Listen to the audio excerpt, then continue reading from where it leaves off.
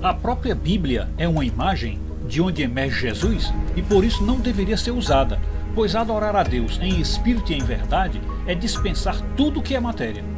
Até o Evangelho falado é imagem, em tese, pois somente uma comunicação telepática vindo diretamente de Deus seria 100% espírito e verdade, e não algo escrito por mãos humanas e com papel e tinta humanos. Por tudo isso, a Igreja fez bem em valorizar sobremaneira a tradição, pois ela vem de um evangelho mais puro que o da escrita, a saber, a pregação oral, de pai para filho e de filho para neto.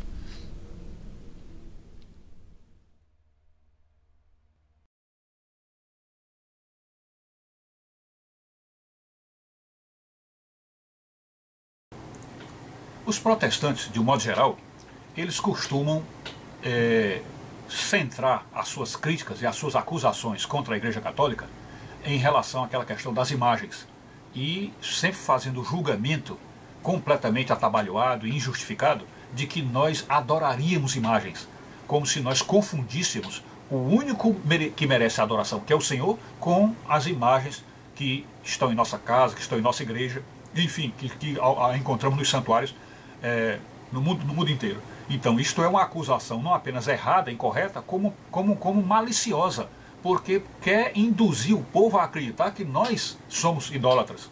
Quando a idolatria apontada pela Escritura Sagrada é tão ampla que envolve desde a mera idolatria ao sexo, ou a idolatria ao corpo, que é como está ocorrendo hoje. Nós estamos vivendo hoje uma ditadura da moda, a ditadura da beleza, a ditadura do corpo perfeito, a ditadura dos peitos grandes, das bundas grandes. Então nós estamos vivendo uma época em que há uma ditadura que impõe isso para as pessoas, então portanto as pessoas idolatram o corpo, idolatram o seio grande, idolatram a beleza da mulher. Então tudo isso são idolatrias.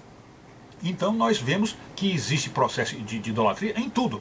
Um dos mais claros que ficará visível para qualquer um de vocês é imaginar a idolatria ao dinheiro, que é o que se vê hoje. A idolatria ao dinheiro chegando ao ponto de deixar a classe política, que é uma das classes que se aponta em primeiro lugar, como a mais corrupta do mundo. E a corrupção que é nada mais, nada menos do que idolatria ao dinheiro. São pessoas que correm atrás do dinheiro, que querem ter riqueza a todo custo, e isso aí independente de qualquer coisa. Portanto, o dinheiro tornou-se o Deus deste mundo, o Deus deste século. Então, isso aí mostra como existe uma abrangência enorme da idolatria. Mas o que nós queremos pontuar aqui nesse momento é que quando um protestante vem nos acusar de idólatras, por nós termos nossas estátuas e por nós fazermos nossas orações de frente às nossas estátuas, inclusive de ficar estudando a vida daqueles santos, o que eles não entendem é que a estátua ela representa uma arte sacra. E esta arte sacra, ela é, em princípio, um avivamento da memória, ela é uma lembrança que a igreja muito sabiamente instituiu. Aliás ela aproveitou essa coisa que veio do paganismo, que vamos dizer, é algo positivo do paganismo, que é uma representação daquele Deus deles falso, que fazia com que eles lembrassem de Deus. Então a igreja percebeu que você tendo uma imagem concreta, você faz ou produz ou facilita a que as pessoas se lembrem de Deus. Então que de fato a construção de uma imagem poderia fazer com que as pessoas se lembrassem mais de Deus. Então, principalmente numa época de ignorância, onde as pessoas não conheciam bem a língua, e às vezes tinha muito analfabetismo naquela ocasião, então você ter uma imagem, você faria o povo se lembrar. Então, simplesmente foi eliminando as imagens daqueles deuses falsos todos e colocando imagens do cristianismo.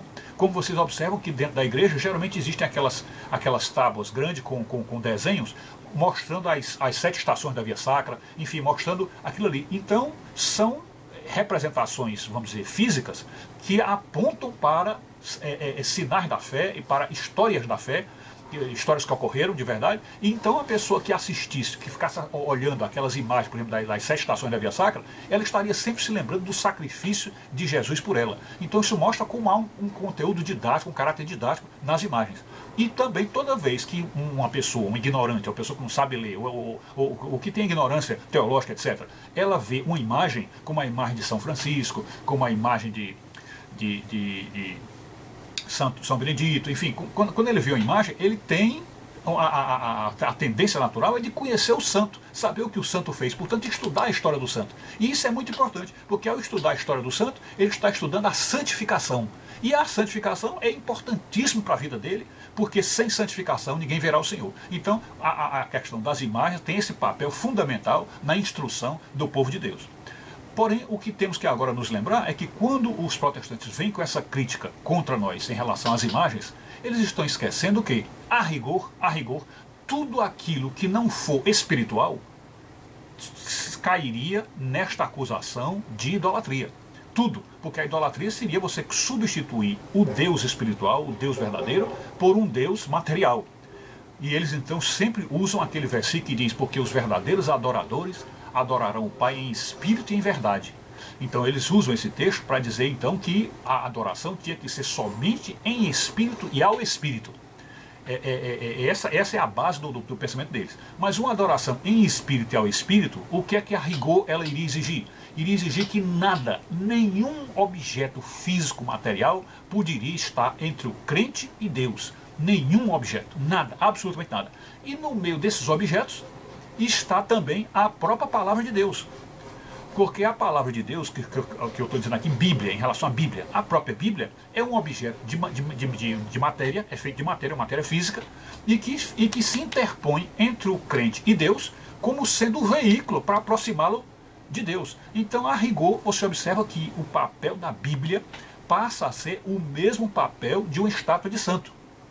Porque a estátua de santo seria, teoricamente, intermediária entre o homem e Deus, e assim como a Escritura também é intermediária entre o homem e Deus. Então, se a pessoa, para poder acreditar em Deus, precisa ter um texto escrito num livro de papel, que faz com que ele acredite que aquelas histórias que contam de Jesus é verdade, então é como se ele estivesse com isso, idolatrando a Escritura. E realmente encontramos muita gente idolatrando a Bíblia. Ou seja, deixando a Bíblia como a palavra final da vida dele, inclusive incorrendo em qualquer tipo de má interpretação que por acaso seja feita ali. Então, com essa má interpretação, a idolatria dele passa a ser um desastre. Então, nós, observando assim, que para que uma pessoa se relacionasse com Deus apenas em espírito e em verdade, ela teria que dispensar a Escritura. Porque, a rigor, a única maneira de Deus se comunicar e o homem se comunicar com Deus apenas em espírito e em verdade, era se Deus mandasse do céu para nós uma mensagem telepática que não passasse por nenhum livro, não passasse por nenhuma folha de papel, nada escrito, que viria diretamente dele. Então aí sim seria uma adoração em espírito e em verdade, porque seria algo vindo diretamente de Deus para nós. Mas no momento em que eu não recebo a telepatia de Deus, não ouço a voz de Deus, porque hoje em dia nós não ouvimos mais. Na época de Jesus, quem estava com ele ouvia a voz de Deus quando Jesus falava, né? Então hoje nós não ouvimos mais a voz de Deus e não recebemos a telepatia de Deus, então nós temos que ter a Escritura para podermos se relacionar com ele.